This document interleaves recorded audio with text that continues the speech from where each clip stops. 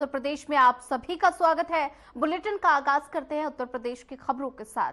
मुख्यमंत्री योगी आदित्यनाथ ने सोमवार को जनता दर्शन किया और इस दौरान प्रदेश भर से लगभग 50 से ज्यादा पीड़ित पहुंचे। मुख्यमंत्री हर पीड़ित के पास स्वयं पहुंचे, समस्याएं सुनी, प्रार्थना पत्र लिया और साथ ही आश्वस्त किया सरकार उनके साथ खड़ी है और हर समस्या का निराकरण होगा। मुख्यमंत्री ने आगे कहा कि उत्तर प्रदेश के हर नागरिक के समस्याओं का समाधान सरकार की प्राथमिकता है और सीएम ने जनता दर्शन में आए दिव्यांग की बात सुनी और उन्हें मोटराइज्ड ट्राईसाइकिल दिलाने को भी कहा और साथ ही पुलिस, राजस्व, चिकित्सा सहायता, रोजगार, शिक्षा, आवास, कब्जा, परिवार आदि से जुड़े मामले भी सामने आए हैं और जिस पर प्रार्थना पत्र लेकर मुख्यमंत्री योगी आदित्यनाथ ने संबंधित अधिकारियों को जनता की समस्या सुनते हुए सीएम ने अधिकारियों को तुरंत और संतुष्टिपरक निस्तारण करने के आदेश दिए और साथ ही लोगों को भरोसा दिलाया कि सरकार हर पीड़ित की समस्या का समाधान कराने के लिए दृढ़ संकल्पित है। सबको न्याय मिलेगा।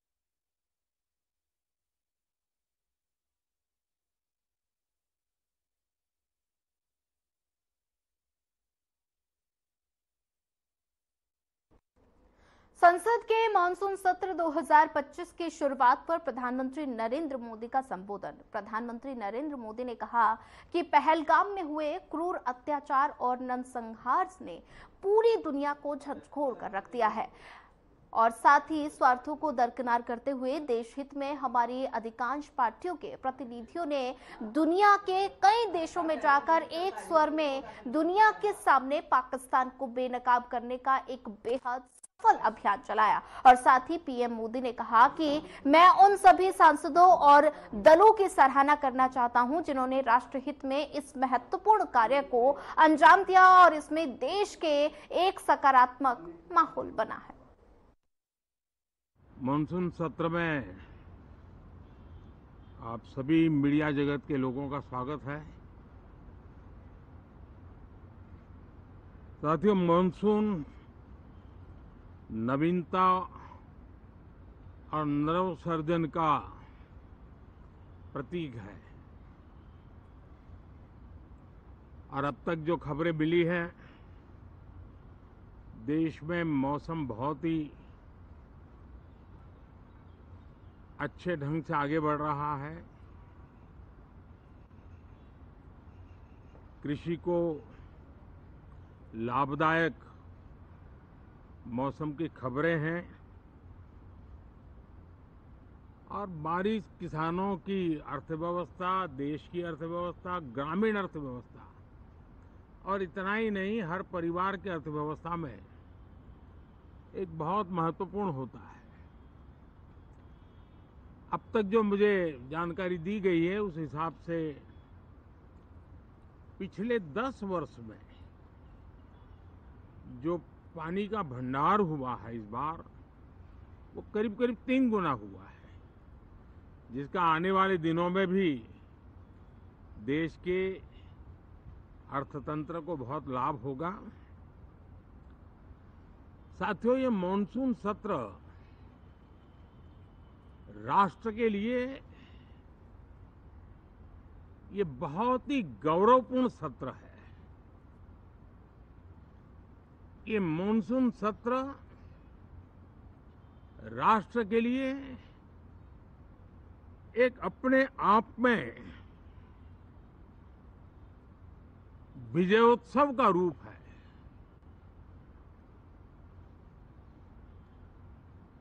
और जब मैं कहता हूं कि सत्र राष्ट्र गौरव और विजयोत्सव का सत्र है, तो सबसे पहले तो मैं पहली बार इंटरनेशनल स्पेस स्टेशन पर भारत का तिरंगा झंडा वहां लहराना, ये हर देशवासी के लिए गौरव की पल है। देश में साइंस टेक्नोलॉजी के प्रति, इनोवेशन के प्रति नया उमंग और उत्साह भरने वाली ये सफल यात्रा रही है। और पूरे संसद, लोकसभा राज्यसभा दोनों सदन देशवासी जिस गौरव का अनुभव कर रहे हैं उसमें एक स्वर से जुड़ेंगे, एक स्वर से इसका यशगान होगा। जो भारत को अंतरिक्ष में नई ऊंचाइयां पर पहुंचाने वाले जो भावी कार्यक्रम हैं, उनके लिए भी प्रेरक बनेगा, प्रोत्साहक बनेगा। साथियों, ये मॉनसून सत्र एक विजयोत्सव है। पूरी दुनिया ने भारत की सैन्य शक्ति का, भारत के सैन्य के सामर्थ्य का रूप देखा है। ऑपरेशन सिंदूर में भारत की सेना ने जो लक्ष्य निर्धारित किया था 100% अचीव किया। आतंकियों के आकाओं के घर में जाकर के 22 मिनट के भीतर भीतर ऑपरेशन सिंदूर के तहत उसको जमींदोज कर दिया गया। और मैंने बिहार की एक कार्यक्रम में इसकी घोषणा की थी, जो हमारी सैन्य शक्ति ने बहुत ही कम समय में सिद्ध करके दिखा दिया। और इसमें मेड इन इंडिया सैन्य शक्ति का ये नया स्वरूप, इस पर भी दुनिया बहुत आकर्षित हुई है। इन दिनों विश्व के जिन जिन लोगों से मिलना होता है तो भारत के इस मेड इन इंडिया जो औजार तैयार हो रहे हैं, उसके प्रति दुनिया का आकर्षण बढ़ रहा है। मुझे विश्वास है कि जब सदन इस विजयोत्सव को एक स्वर में विजय के भाव से इस सत्र के दरमियान उन ओजस्वी तेजस्वी भावनाओं को प्रकट करेगा, तो भारत की सैन्य शक्ति को बल मिलेगा, प्रोत्साहन मिलेगा, देशवासियों को प्रेरणा मिलेगी और सैन्य क्षेत्र में जो रिसर्च, इनोवेशन और मैन्युफैक्चरिंग हो रहे हैं, made in India defence equipment बन रहे हैं, उसको भी एक बल मिलेगा और जो भारत के नौजवानों के लिए नए रोजगार के अवसर पैदा करेगा। साथियों, ये दशक हम एक प्रकार से देख सकते हैं कि शांति और प्रगति कंधे से कंधा मिलाकर के आगे बढ़ने के कदम कदम पर प्रगति के एहसास करते रहे हैं। देश कई प्रकार की हिंसक वारदातों का शिकार रहा है, लंबे अरसे तक शिकार रहा है। देश आजाद हुआ तब से ये समस्या को हम झेल रहे हैं, चाहे आतंकवाद हो, नक्सलवाद हो। कोई प्रारंभ में शुरू हुआ होगा, कोई बाद में शुरू हुआ होगा, लेकिन आज नक्सलवाद का, माओवाद का दायरा बहुत तेजी से सिकुड़ रहा है। माओवाद को, नक्सलवाद को जड़ से उखाड़ने के संकल्प के साथ देश के सुरक्षा बल एक नए आत्मविश्वास से, तेज गति से सफलता की ओर कदम रख रहे हैं।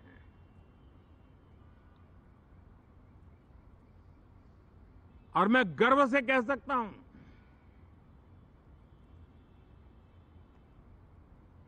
देश में सैकड़ों जिले नक्सल की चपेट में से निकल करके आज मुक्ति का सांस ले रहे हैं। हमें गर्व है कि बम, बंदूक और पिस्तौल के सामने हमारा देश का संविधान जीत रहा है। हमारे देश का संविधान विजयी हो रहा है।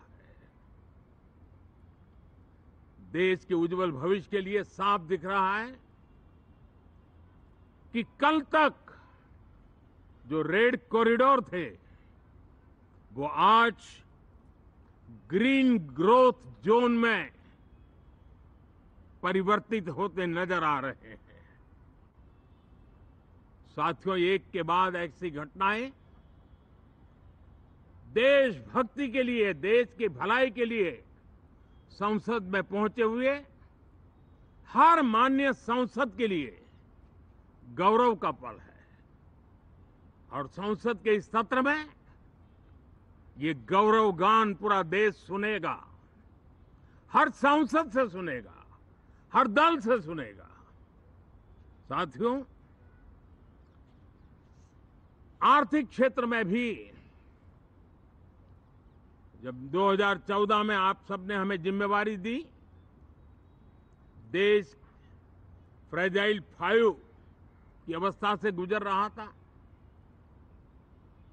2014 के पहले वैश्विक अर्थव्यवस्था में हम 10वें नंबर पर थे और आज भारत तेज गति से दुनिया की तीसरे नंबर की अर्थव्यवस्था बनने की दिशा में आगे बढ़ रहा है, दरवाजे पर दस्तक दे रहा है।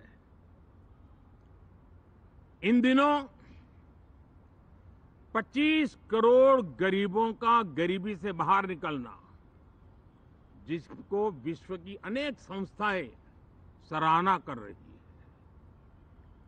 देश में एक जमाना था 2014 के पहले, जब महंगाई का दर, इन्फ्लेशन रेट डबल डिजिट में हुआ करता था। आज 2% के आसपास आकर के देश के सामान्य मानव के जीवन में राहत बन गया है, सुविधा बन गया है।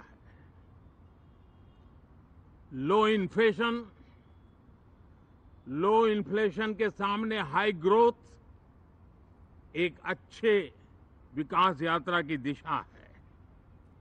साथियों, डिजिटल इंडिया, यूपीआई आज भारत के एक नए सामर्थ्य को दुनिया देख रही है, पहचान रही है और ज्यादातर देश में उसके प्रति एक आकर्षण पैदा हो रहा है। यूपीआई ने फिनटेक की दुनिया में अपने एक नाम कमाया है।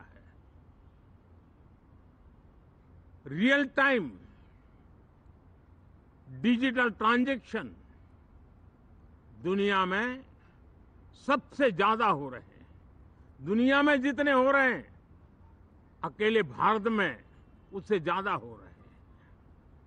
साथियों, पिछले दिनों इंटरनेशनल लेबर ऑर्गेनाइजेशन का एक वैश्विक समागम था और उसमें भारत ने बहुत बड़ी ऊंचाई प्राप्त की है। आईएलओ का कहना है कि 90 करोड़ से ज्यादा लोग भारत में अब सोशल सिक्योरिटी के दायरे में हैं। ये अपने आप में एक बहुत बड़ा अचीवमेंट है। उसी प्रकार से वैश्विक संस्था WHO ने ये कहा है कि भारत अब आंख की जो बीमारी आमतौर पर बारिश के सीजन में ज्यादा देखी जाती थी, ट्रैकोमा, अब भारत को WHO ने ट्रैकोमा फ्री घोषित किया है। तो आरोग्य के क्षेत्र में भी ये अपने आप में एक महत्वपूर्ण भारत के लिए सिद्धि है। साथियों, पहलगाम की क्रूर अत्याचार, नरसंहार पूरी दुनिया चौंक उठी थी। आतंकवादी और आतंकवादी के आके दुनिया का ध्यान उनकी तरफ केंद्रित हुआ था और उस समय दल हित छोड़ करके देश हित में हमारे ज्यादातर दलों के प्रतिनिधि, ज्यादातर राज्यों के प्रतिनिधि विश्व भ्रमण किया, दुनिया के अनेक देशों में गए और एक स्वर से दुनिया के सामने आतंकवादियों का आका पाकिस्तान को बेनकाब करने का एक बहुत सफल अभियान चलाया। मैं आज राष्ट्रहित में किए गए इस महत्वपूर्ण कार्य के लिए उन सभी सांसदों की सराहना करना चाहता हूं, सभी दलों की सराहना करना चाहता हूं और उसने देश में एक सकारात्मक वातावरण पैदा किया। विश्व ने भारत की बात को स्वीकार करने की दिशा में अपने मन के द्वार खोले और इसके लिए ये हमारे सांसदगण, हमारे राजनीतिक दल सराहना करने के मेरे लिए सौभाग्य है। साथियों, हम जानते हैं कि ये स्पिरिट, एक स्वर, एक एकता का वातावरण देश को कितना उत्साह से भर देता है। विजयोत्सव का ये पर्व इस मॉनसून सत्र में भी उसी भाव से प्रकट होगा। देश की सैन्य शक्ति को सराहना करेगा, देश के सामर्थ्य का गौरवगान करेगा और देश के 140 करोड़ नागरिकों को नई प्रेरणा का कारण बनेगा। मुझे विश्वास है कि हम सब मिलकर के डिफेंस के क्षेत्र में आत्मनिर्भर होने के इन प्रयासों को बल दें, सेना के सामर्थ्य की सराहना करें और मैं आज देशवासियों के सामने जरूर कहूंगा और देश के राजनीतिक दलों से भी कहूंगा कि देश ने एकता की ताकत देखी है, एक स्वर का सामर्थ्य क्या होता है देखा है। तो सदन में से भी सभी माननीय सांसद उसको बल दें, उसको आगे बढ़ाएं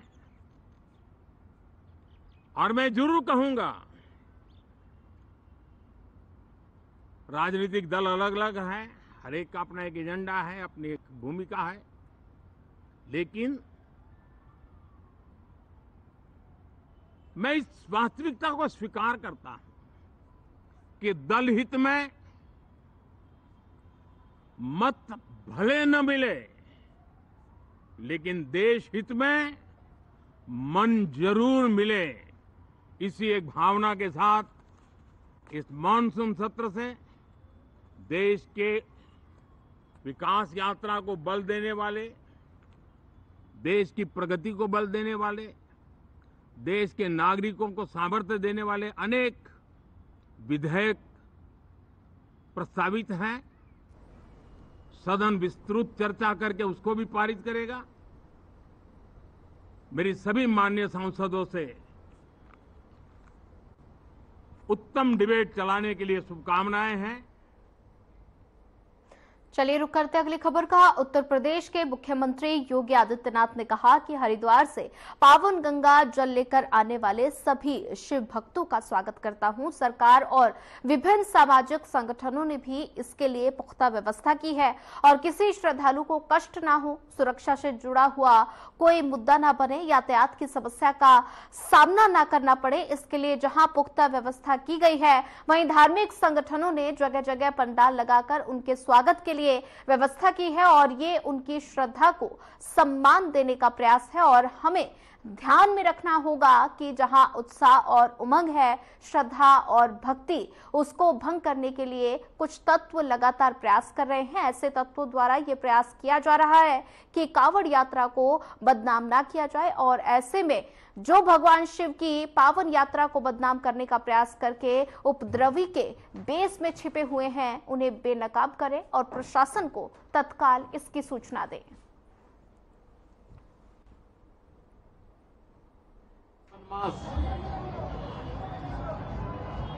सावन मास में मैं आप सभी का हृदय से अभिनंदन करता हूं। लाखों की संख्या में देश के कई राज्यों से शिव भक्त कावड़ के रूप में जल लेकर के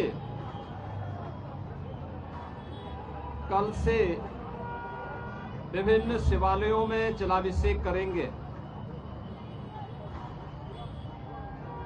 बाबा ओगढ़नाथ मंदिर, पुरा महादेव मंदिर, दुग्धेश्वर नाथ मंदिर, इन सभी मंदिरों में जलाभिषेक के साथ ही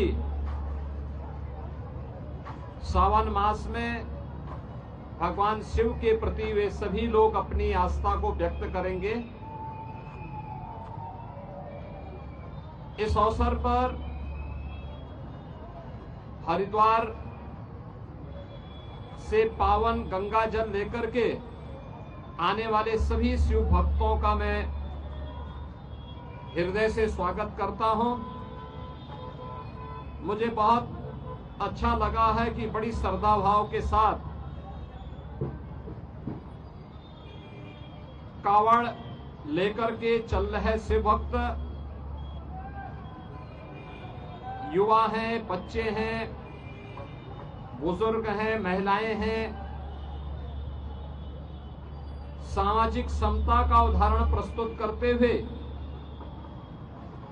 इस पूरे मार्ग पर श्रद्धा भक्ति के साथ आगे बढ़ रहे हैं। जो अपार श्रद्धा का भाव इन सभी श्रद्धालुओं के इस कठिन साधना और परिश्रम में देखने को मिल रहा है, इसका अभिनंदन होना चाहिए, इसे प्रोत्साहित करना चाहिए।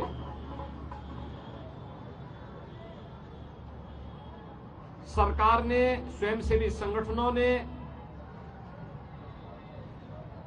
और विभिन्न सामाजिक संगठनों ने भी, धार्मिक संगठनों ने भी इसके लिए पुख्ता व्यवस्था की है। किसी श्रद्धालु को कष्ट न हो, सुरक्षा से जुड़ा हुआ कोई मुद्दा न बने, यातायात की किसी समस्या का सामना न। तो आप सीएम योगी आदित्यनाथ को सुन रहे थे। सीएम योगी आदित्यनाथ ने शिव भक्तों का स्वागत किया। चलिए फिलहाल इस बुलेटिन में इतना ही। ज्यादा खबरों के लिए बने रहिए हमारे साथ। नमस्कार।